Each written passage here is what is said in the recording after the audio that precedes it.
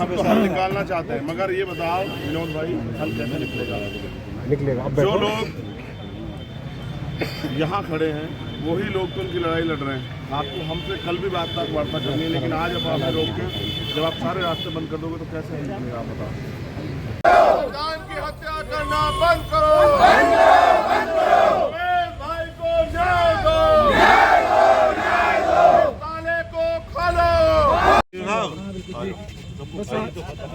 हो गई बात भाई, आप संघर्ष करो, हमारे साथ है भैया, तुम संघर्ष। मैं तो ये मानता हूँ कि अच्छे अधिकारी वहाँ, और अगर अच्छे अधिकारी भी अपनी जिम्मेदारी नहीं अदा करेंगे तो मेरा उत्तर प्रदेश पुलिस की कानून व्यवस्था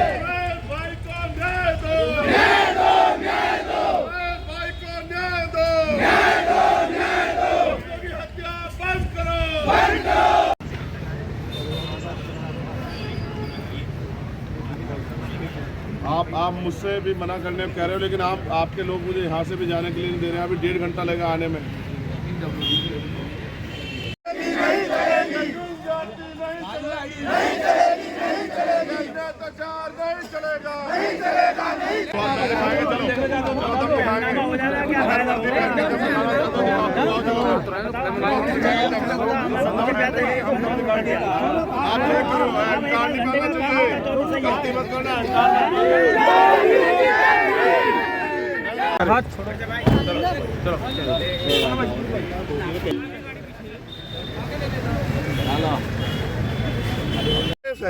इस उत्तर प्रदेश में मुख्यमंत्री बड़े बड़े वादे करते हैं, दलित सम्मेलन बुलाते हैं। ये दलित सम्मेलन का सच है कि दलितों के लिए शमशान घाट से कम नहीं बचा उत्तर प्रदेश।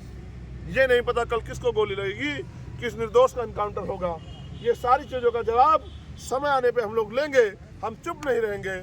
सारे अधिकारी कर्मचारी जब अगर आज सरकार के हिसाब से काम कर रहे हैं तो वो संविधान का अपमान कर रहे हैं। वो अपने माथे पे लगे इस शेर के निशान अशोक चक्र का अपमान कर रहे हैं। इनकी जिम्मेदारी थी कमजोरों की आवाज बनने की, उनको ताकत देने की, उनका संरक्षण करने की। यही पुलिस गोली मारेगी। जब रक्षक ही भक्षक बन जाएगा तो न्याय कौन करेगा? गरीबों की रक्षा कौन करेगा? बहन बेटियों की रक्षा कौन करेगा? बहन बेटियों की रक्षा में ना सफल होने वाली पुलिस और सरकार जवाब दे कि क्या सोमेश की मां ने उसको इसलिए पैदा हुआ था कि एक दिन उसको किया था कि एक दिन पुलिस की गोली से उसकी जान जाए। अब पुलिस ने आपको यहाँ रोक रखा है, ये ताला इस बात का गवाह है। मैं इस दरवाजे को अपने बाहुबल से, अपने साथियों के बल से तोड़ सकता हूँ, लेकिन मैं संविधान को मानने वाला व्यक्ति हूँ। इसलिए मैंने पुलिस और प्रशासन के लोगों से अपील की है कि मैं जाना चाहता हूँ। अगर मैं अपने परिवार से नहीं मिल सकता तो आप बताओ, ये इमरजेंसी नहीं दे तो क्या है? अब जाने नहीं देंगे तो क्या करेंगे? नहीं, मैं जाऊँगा यहाँ से। अगर पुलिस मुझे क्या तो जेल भेज दे, या मुझे जिस तरह मेरे भाई सोमेश को मारा मुझे गोली मार दे, लेकिन मैं अपने परिवार से मिलने जाऊँगा, उसके आंसू पूछने, उसकी आवाज़ बनने जाऊँगा। और मैं नहीं गया तो शायद मैं खुद को कभी माफ़ भी नहीं कर पाऊंगा कि जब मेरे परिवार को मेरी जरूरत थी उनका भाई बेटा उनके साथ नहीं था। सम्मानित मीडिया के साथियों, सम्मानित मीडिया के साथियों, आप उत्तर प्रदेश में होने वाले जुल्म को देखो कि पुलिस सरेआम सरकार के इशारे पे गरीबों, दलितों, पिछड़ों, मुसलमानों की हत्या करती है। और अगर उनके लोग मिलने जाना चाहते हैं तो ताला लगा के रोकने का काम करती है। हम संविधान को मानने वाले लोग हैं, मगर आप मुझे बताओ, क्या इस देश में लोकतंत्र खत्म हो गया है कि हम अपने परिवार के लोगों से नहीं मिल सकते हैं? ये जुल्म जाती किस लिए? उसकी माँ इंतजार देख रही होगी, उसके पिता इंतजार देख रहे होंगे कि उनका भाई चंद्रशेखर आजाद आएगा, उनको न्याय दिलाएगा, उनके आंसू पूछेगा। मैं क्या जवाब दूंगा उसकी माँ को जिसने अपना 17 साल का बेटा बाबा साहब के लिए खो दिया?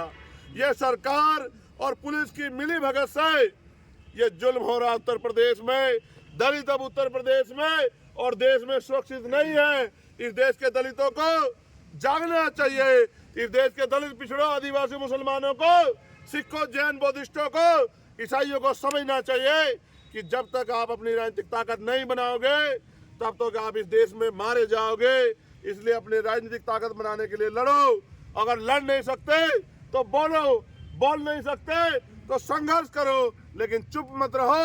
आपकी चुप्पी आजाद भारत में आपकी हत्याओं की जिम्मेदार बन रही है। आज ये जो जुल्म है ये उत्तर प्रदेश पुलिस और सरकार की देखरेख में गठजोड़ में हो रहा है। जो पुलिस सुरक्षा करने वाली पुलिस थी, जिसके ऊपर हमें नाज था जिसके माथे पे अशोक चक्र है, जिसके माथे पे शेर का निशान है, आज वही पुलिस भक्षक बन गई है। मैं संभल पुलिस से कहना चाहता हूँ, ये जुल्म है, आप जुल्म का साथ दे रहे हो। आपके बच्चे, आपकी बेटियां, आपके बेटे इस जुल्म को देख रहे हो, आपसे हिसाब मांगेंगे कि आप जुल्म कर रहे हो। आप अपने बच्चों से आंख नहीं मिला पाओगे। आज आपको यहाँ पर पुलिस ने रोक रखा है, क्या वजह थी, क्या मांग थी आपकी? ये स्पष्ट है कि रामपुर में कल दलितों के खून से सरकार के इशारे पे पुलिस ने होली खेली।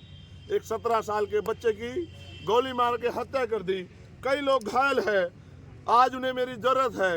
पुलिस दबाव बना रही है, परिवार के लोग बार बार मुझसे अपील कर रहे हैं कि भाई आ जाओ।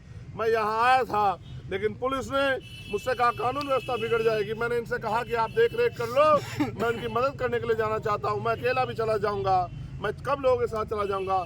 लेकिन इन्होंने इसका ताना लगा के ये जो वादा खिलाफी की है, इस वादा खिलाफी के खिलाफ उत्तर प्रदेश और देश के लोग देख रहे हैं कि किस तरह से जुल्म हो रहा है, और जुल्म के खिलाफ आवाज उठाने का अधिकार जो संविधान में देता है वो भी हमसे छीना जा रहा है उत्तर प्रदेश में। अब क्या मांग है आपकी? हमारी मांग है कि पहले तो हमें अपने परिवार के पास जाने दिया जाए, हम उसके आंसू पूछेंगे, उसकी तकलीफों को जानेंगे, उनके साथ हुए जुल्म को उसकी खबर लेंगे, और जो उनकी मांगे हैं उनके लिए लड़ेंगे।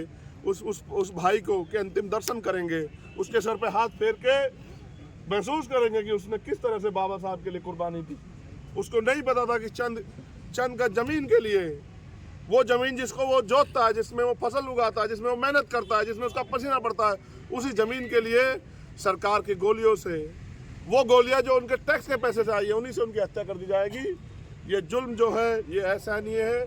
आज मैं अपना दर्द आपको नहीं बता सकता हूँ, क्योंकि हमने सोचा था कि आज़ाद मुल्क ऐसा होगा जिसमें सबको बराबर के अधिकार होंगे, लेकिन कहाँ अधिकार हैं आप देखो।